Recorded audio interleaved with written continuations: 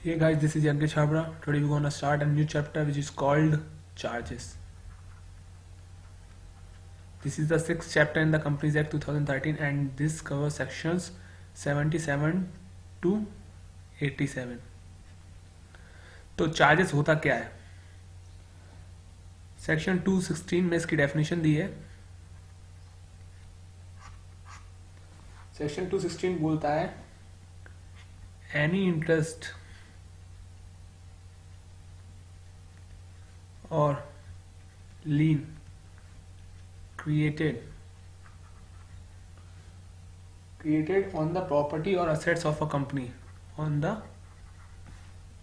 property or assets of the company or any of its undertaking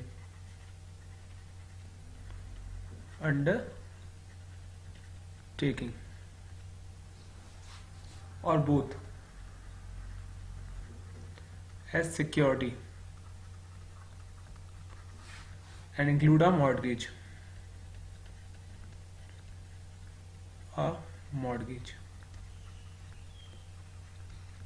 पहले अपन पढ़ते हैं क्या क्या इसमें बोला है उन्होंने. फर्स्ट है इंटरेस्ट. इंटरेस्ट मीन्स आपकी एक राइट, इसको बोलेंगे राइट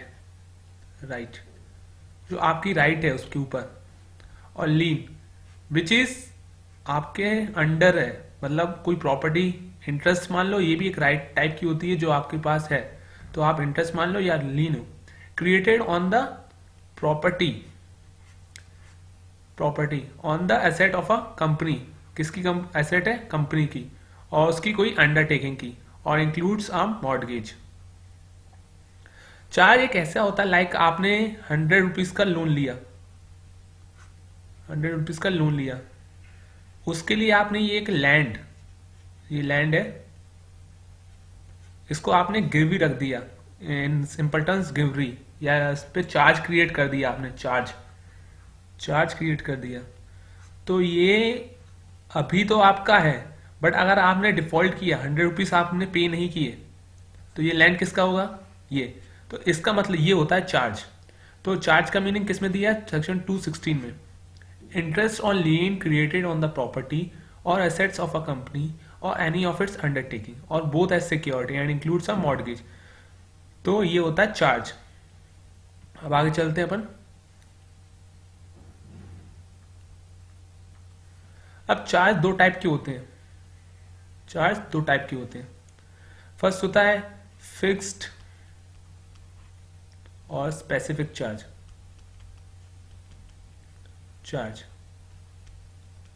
और सेकंड होता है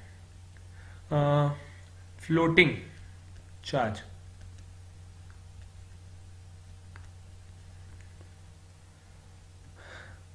फिक्स्ड चार्ज मतलब any property which is fixed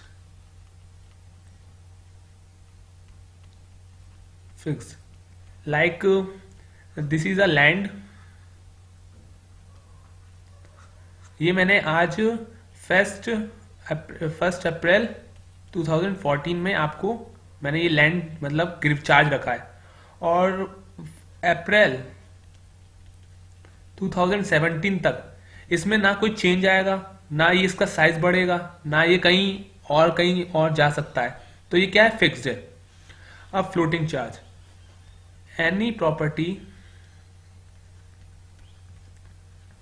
which is fluctuate with a time period. मतलब मैंने चार्ज क्रिएट किया है स्टॉक इन ट्रेड पे.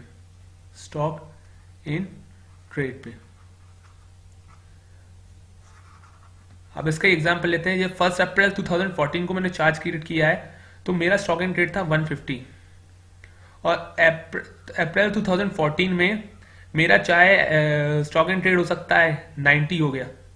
तो ये हो गया फ्लक्चुएट, मतलब given time of period fluctuate हो रहा है. तो ये स्टॉक एंड ट्रेड है। इसमें स्टॉक फ्लक्चुएशन, जो स्टॉक एंड फ्लक्चुएटिंग फ्लोटिंग जो चार्ज है, उस पर कंपनी को फायदा होता है कि वो जो प्रॉपर्टी है, प्रॉपर्टी को ऑर्डिनरी कोर्स ऑफ बिजनेस में यूज कर सकती हो। जैसे स्टॉक एंड ट्रेड है, वो बिजनेस में यूज तो कर ही रही है और उसका उस पर चार्ज क्रिएट है, तो वो ये एक फ्लोटिंग चार्ज का फायदा है। अब आगे बढ़ते हैं। अब जो फिक्स्ड चार्ज होता है, फिक्स्ड चार्ज, उसको फर्स्ट प्रायोरिटी मिलती है। अब मैं फर्स्ट प्रायोरिटी कब बोल रहा हूं? जब रिपेमेंट करना होता है लोन का, या रिपेमेंट करना होता है, तो fix priority, like winding up हो रही है कंपनी, वाइंडिंग अप हो रही है कंपनी, या कंपनी ने डिफॉल्ट किया है, इंसॉल्वेंट हो गई, तो जब किसको पहले मिलेगा? फिक्स चार्ज को, और सेकंड होगा फ्लोटिंग चार्ज। उसको सेकंड प्रायोरिटी मिलेगी।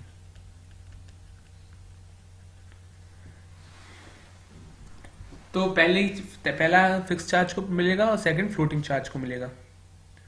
अब एक टॉपिक है आपके मॉड्यूल में, एक क्रिस्टलाइजेशन ऑफ फ्लोटिंग चार्ज।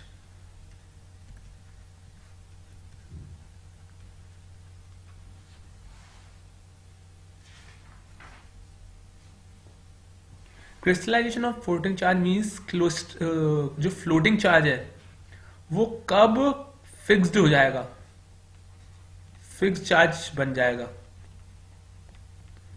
देखिए, अभी तो फ्लोटिंग चार्ज था, लाइक स्टॉक एंड ट्रेड है, स्टॉक एंड ट्रेड है अभी 100 रुपीज।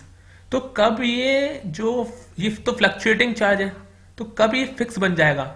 मतलब कब वो मुझे पता चलेगा कि मेरा स्टॉक एंड ट्रेड कितना होगा, तो वो फिक्स चार्ज बन जाएगा।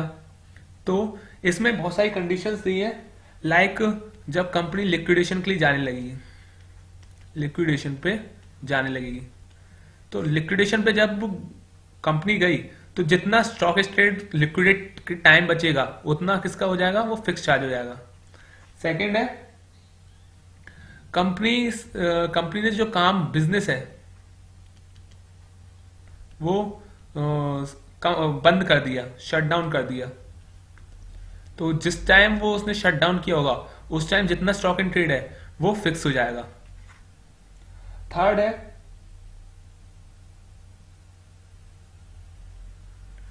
जब ये चार्ज होल्डर्स होते हैं, लाइक डिवेंचर्स के ऊपर मैंने चार्ज क्रिएट किया है, तो जब वो एनफोर्स करवाएगी अपनी सिक्योरिटी को, एनफोर्स करवाएगी सिक्योरिटी को, तो जब उतना टाइम पे वो जितना स्टॉक एंड ट्रेड होगा वो हो जाएगा। फोर्थ, कोई हैपनिंग ऑफ द इवेंट होगा जो स्पेसिफाइड होगा, उस पे ये स्टॉक एंड ट्रेड फिक्स हो जाएगा। जब इफेक्ट क्या होगा क्रिस्टलाइजेशन का?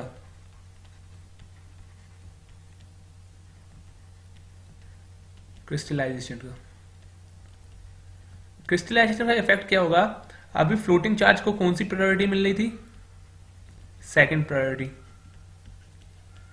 जब वो फिक्स्ड हो जाएगा तो उसको प्रायोरिटी कौन सी मिलेगी? फर्स्ट प्रायोरिटी किसके? उस पे रीपेमेंट में।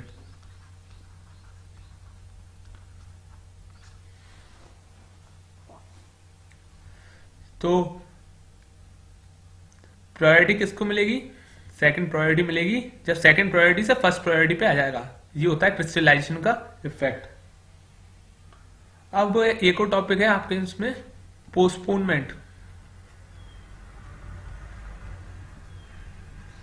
Postponement of floating charge. Postponement मतलब डिले हो जाना, किसी चीज का डिले हो जाना। अब मानते हैं अपन ये एक लैंड है, सॉरी लैंड नहीं है क्योंकि ये फ्लोटिंग चार्ज है, ये एक स्टॉक एंड ट्रेड है। इसमें फर्स्ट चार्ज क्रिएट हुआ है ए के बिहाफ पे। मैंने ए से लोन लिया है और उसको चार्ज के रूप में मैंने स्टॉक एंड ट्रेड दिया है। अब एक और लोन लिया है मैंने बी से, और उसी स्टॉक एंड ट्रेड पे एक और चार्ज हो गया। तो चार्ज कितने क्रिएट होगा? फर्स्ट चार्ज हो गया, सेकंड चार्ज हो गया। ओके, तो अब ये जो पोस्टपोनमेंट है वो किसके लिए बिहाफ पे बोल रहा है? पहले मैंने जैसे 1 अप्रैल को ए का चार्ज क्रिएट किया, किस पे? स्टॉक एंड ट्रेड पे, स्टॉक एंड ट्रेड। और मैंने 1 जून को बी पे किया, स्टॉक एंड ट्रेड पे। इसका ड्यूरेशन कितना है? 24 मंथ्स। और इसका ड्यूरेशन क्या है? 12 मंथ्स।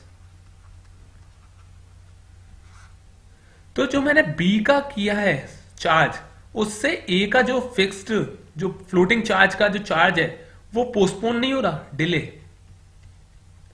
तो ये है पोस्टपोनमेंट ऑफ फ्लोटिंग चार्ज। मतलब when you create a second charge on same property, same property, so it's postponed first charge,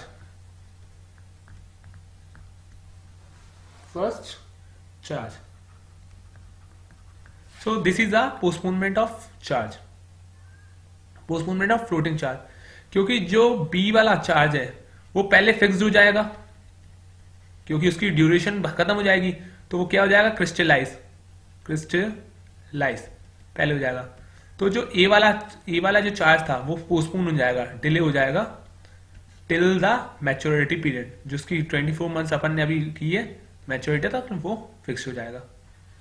तो this is the end of first part. Second part में मैं आपको रजिस्ट्रेशन ऑफ चार्ज बताऊंगा कि आप कहां पर रजिस्टर करवाएंगे चार्ज को, और उसके वो जो फॉर्म्स होंगे वो करेंगे। तो तब तक के लिए थैंक यू।